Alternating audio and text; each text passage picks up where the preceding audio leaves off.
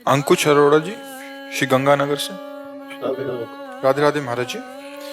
महाराज जी, जब हम पूर्ण निष्ठा व प्रतिबद्धता ईमानदारी के साथ किसी कार्य में या किसी व्यक्ति विशेष को चाहते हैं तो क्या वह चीज उपलब्धि संभव है क्या? व्यक्ति और कार्य, इसमें प्रारब्ध टांग मार सकता है, लेकिन भगवत प्राप्ति निष्ठा हो जाए और पूर्ण प्रयत्न और कृपा तो निश्चित हो जाएगी, इसमें हमें कोई संशय नहीं। लेकिन सांसारिक व्यक्ति और सांसारिक कार्य की पूर्ति में प्रारब्ध बाधा डाल सकता है। अगर आपका अशुभ प्रारब्ध है तो आप लाख प्रयास करो, वो व्यक्ति आपके अनुकूल नहीं हो सकता, वो वस्तु आपके अधिकार में नहीं आ सकती, वो स्थान आपके अधिकार में नहीं आ सकता। प्रारब्ध प्रतिकूल हो गया तो नहीं। और भगवत प्राप्ति में प्रतिकूल हो जाए प्रारब्ध तो प्रारब्ध की ऐसी तैसी, वो कुछ नहीं बिगाड़ सकता। भगवत प्राप्ति में कुछ नहीं बिगाड़ सकता, क्योंकि प्रारब्ध का केवल प्रभाव शरीर पर है, प्रारब्ध का प्रभाव हम पर नहीं है। और जब हम भगवत प्राप्ति के लिए चलते हैं, इतना ज्ञान तो होने ही लगता है कि मैं शरीर नहीं हूं, तो शरीर में प्रारब्ध का प्रभाव होगा और अंदर से आर्त भाव से चिंतन होगा, मैं भगवत प्राप्ति तो हो जाएगी। सांसारिक कार्यों में प्रारब्ध अगर कमजोर हो गया और पुरुषार्थ प्रबल हो गया तो प्राप्ति हो जाएगी। अगर प्रारब्ध जोर हो गया, पुरुषार्थ कमजोर हो गया तो फेल हो जाओगे। समझ पा रहे हो आप हमारी बात? पुरुषार्थ जानते हो किसे कहते हैं? जो वर्तमान में क्रिया कर रहे हो। और प्रारब्ध उसे कहते हैं जो पूर्व में पाप है। जैसे बहुत बड़ी डिग्री प्राप्त कर ली लेकिन नौकरी नहीं मिल रही, बहुत व्यापार कर रहे लेकिन घाटा लग रहा है, बहुत प्रयास कर रहे लेकिन निष्फल हो रहे क्योंकि पूर्व का प्रारब्ध है। पर भगवत प्राप्ति में ऐसा नहीं। एक मार्ग केवल ऐसा जिसमें प्रारब्ध या शुभ अशुभ विनायक इनकी कोई दाल नहीं गलती। जो निरंतर भगवान नाम चिंतन करते हैं, भक्तों का संग करते हैं और सत्संग सुनते हैं, उनमें विवेक जागृत हो जाता है। वो काटते रहते हैं आए हुए दुख सुख के राग को, और भगवान के चिंतन के प्रभाव से इस माया के द्वंद्वों पर विजय प्राप्त करके भगवत प्राप्ति कर लेते हैं। यदि तुम्हें अपने कार्य की पूर्णता करनी ही है तो नाम जप करो। नाम जप से बढ़कर कोई नहीं प्रारब्ध को रोकने वाला, कोई नहीं समर्थ। नाम जप करोगे प्रारब्ध ऐसे रुका रहेगा जैसे तटस्थ भूमि समुद्र को रोक लेती है। नहीं तो प्रारब्ध बहुत बलवान होता है।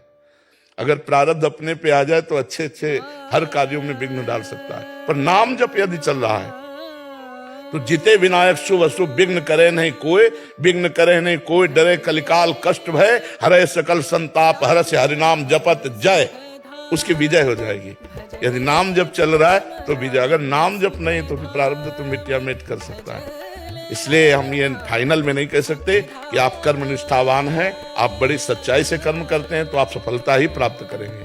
नहीं, अगर आपका पूर्व का प्रारब्ध प्रबल है तो असफल कर देगा। अगर वर्तमान का पुरुषार्थ भगवान के भजन से जुड़ जाए तो प्रारब्ध की धज्जियां उड़ा देगा।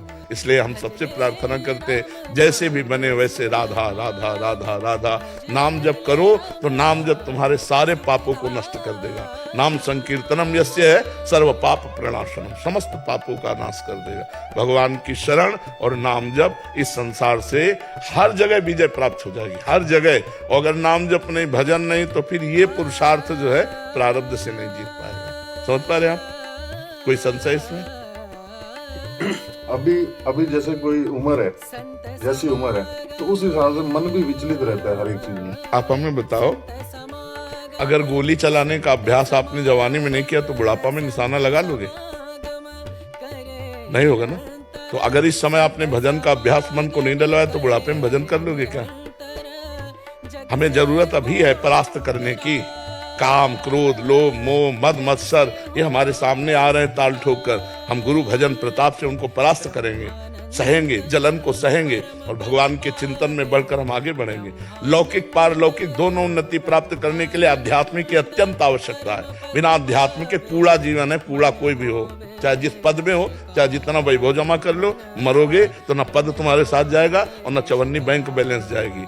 राम नाम कृष्ण नाम हरि नाम राधा नाम जो प्रिय लगे, नाम जपोगे तभी तुम्हारा मंगल होगा। मन तो सबका भटकता है, क्या बूढ़े का नहीं भटकता? क्या आपको लगता है आप जवान हो तो आपका भटकता है?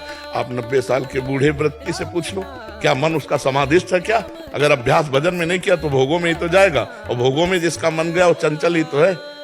क्यों? तो ये मत सोचो कि जवान आदमी अध्यात्म में चलते हुए गृहस्थी में नहीं चल पाएगा। नहीं, चल जाएगा, बहुत बढ़िया गृहस्थ होगा। आप अपने कर्तव्य को पूजा समझो, राधा राधा नाम जप करो, किसी का अमंगल न करो, इससे बड़ी कोई पूजा नहीं। सब कुछ, चाहे व्यापार करो, चाहे नौकरी करो, जो चाहो करो, भगवान की पूजा मानकर अपने कर्तव्य को करो, नाम जप करो, किसी का अहित अमंगल न करो, बहुत बड़े भगत हो आप। चाहे तिलक लगाओ चाहे ना लगाओ, और स्वार्थ की भाषा भूली नहीं, और भेष चाहे संत का हो, तो बात तो नहीं बनेगी ना। भेष से थोड़ी साधुता पूर्ण होती है, और आपका भेष नहीं, उद्देश्य ठीक है तो आप संत हो।